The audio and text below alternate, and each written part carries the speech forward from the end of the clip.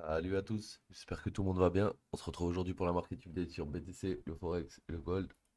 Donc, BTC, on avait un niveau important hier à 29,080 et il s'est fait démonter. Du coup, on va sûrement péter le range vers le bas, ce qu'on est en train de faire.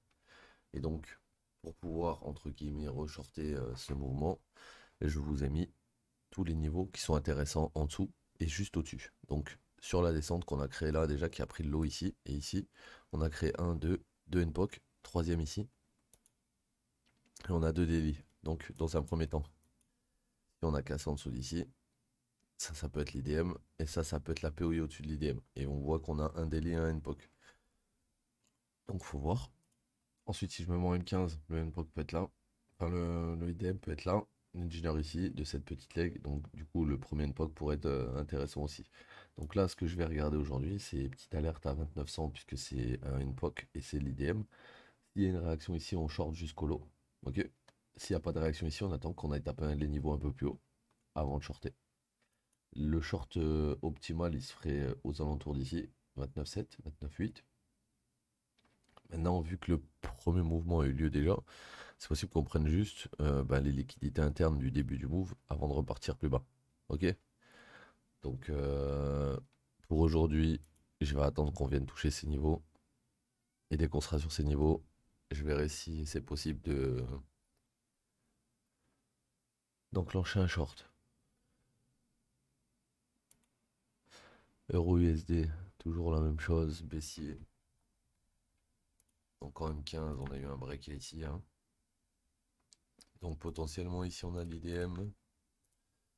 Une fois qu'on aura pris l'IDM, on va arriver dans la décisionnale. Et la décisionnale, elle est juste au-dessus. Alors attends, hop. Ça doit être ça la décisionnale. Ensuite, au-dessus d'ici.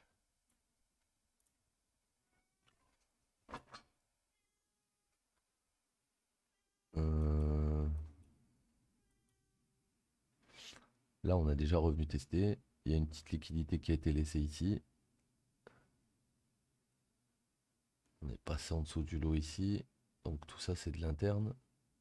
Donc ouais, IDM ici et Engineer Liquidity ici. Donc première short zone ici, deuxième short zone ici. Et si ça casse au-dessus d'ici, potentiellement, bah, faut voir. Quoique, quoique.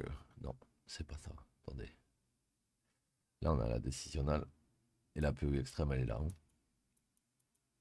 Parce qu'en fait, on a cassé ce lot qui nous a amené à faire cette ABC. Et depuis qu'on a fini cette ABC, on a trouvé stop et on est descendu. Donc tout ça, c'est une seule leg. Et quand on va casser l'IDM et qu'on va le retester en tant que support, si on le reteste en tant que support, on ira jusqu'à l'Engineer Liquidity. Maintenant, si quand on revient là-dedans, on fail et on redescend, bah, on va aller sur le daily en dessous. Ok les gars.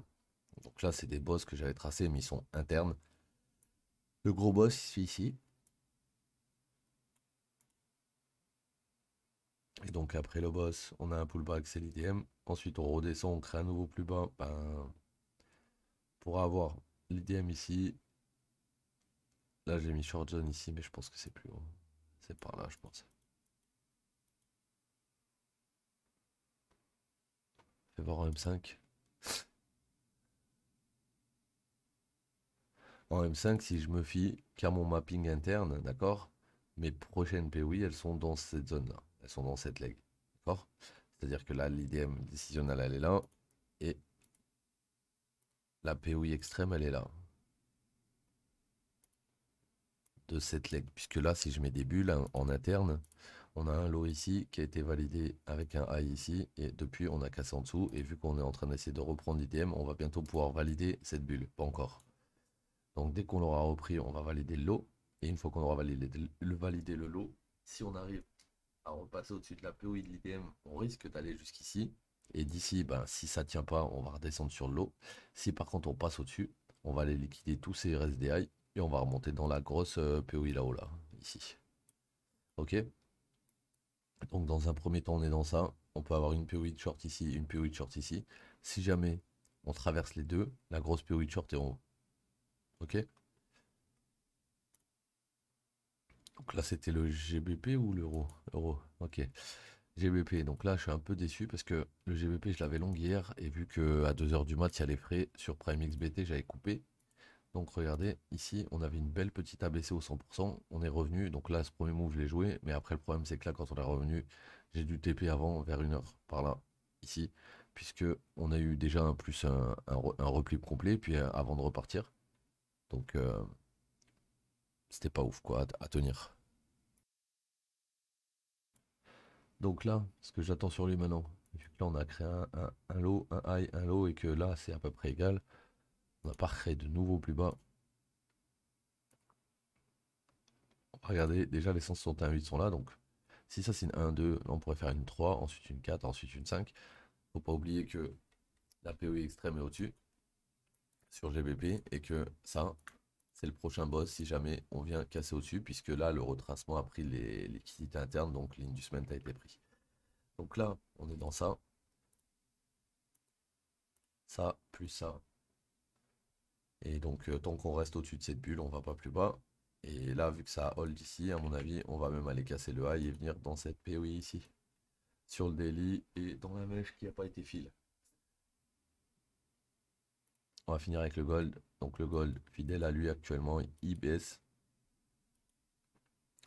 En même temps, ça m'étonne pas qu'il baisse, parce qu'avec toutes les news qu'il y a au sujet du gold, comme quoi les pays des BRICS, apparemment, ils voudraient créer une monnaie par rapport au gold ou backé par le gold. Enfin bref, ça va faire FOMO beaucoup de gens en longue en fait. Parce que ce genre de news, les gens vont penser direct, ouah, ça va péter, ça va péter.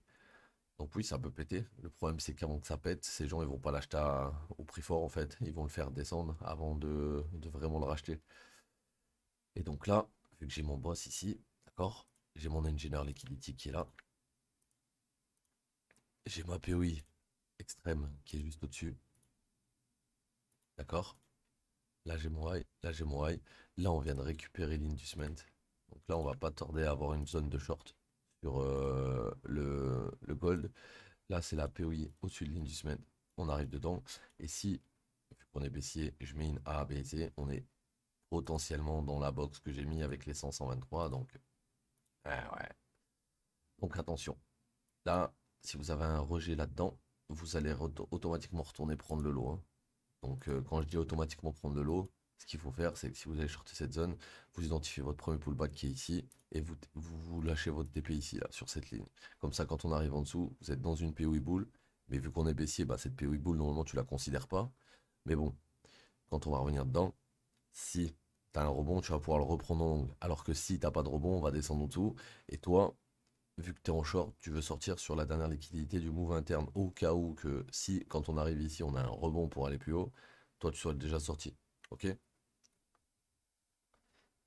Donc, ici, si jamais on short là-haut, on va TP vers 18,91 et comme ça on est tranquille. Ok les mecs? C'était la petite market update d'aujourd'hui, j'espère qu'elle vous aura aidé. Je vous dis à demain, prenez soin de vous les gars.